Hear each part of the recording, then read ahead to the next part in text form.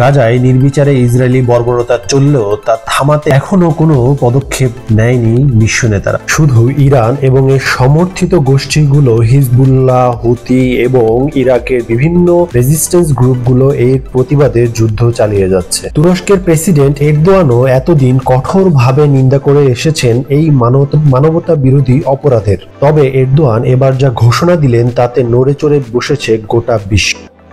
Kararlı ve inançlı duruş Erdogan হুঙ্কার দিয়ে বলেন তার দেশের সেনাবাহিনী যে কোনো মুহূর্তে গাজায় তাদের সেনা পাঠাইতে প্রস্তুত। এরদোয়ান বলেন তুরস্ক যে কোনো সময় গাজা এবং ইসরায়েল যুদ্ধে প্রবেশ করতে পারে। আপনারা সবাই জানেন যে আমরা ইতিপূর্ব লিবিয়া এবং কারাবাখ যুদ্ধে সরাসরি অংশ নিয়েছি। গাজার যুদ্ধে যদি তুরস্ক সরাসরি অংশগ্রহণ করে তবে পরিস্থিতি পাল্টে যেতে পারে মত বিশ্লেষকদের।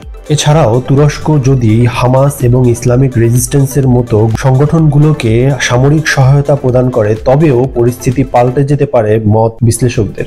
এরদোয়ান আরো বলেন আমাদেরকে আরো অনেক বেশি শক্তিশালী হতে হবে যেন ইসরায়েল গাজায় এমন গণহত্যা আর না চালাতে পারে। আমরা যেভাবে কারাবাখে প্রবেশ করেছি এবং লিবিয়ায় প্রবেশ করেছি ঠিক সেভাবেই আমরা চাইলে গাজায়ও প্রবেশ করতে পারি। এমন কিছু নেই যে আমরা করতে পারি না, আমাদের কেবল শক্তিশালী হতে হবে।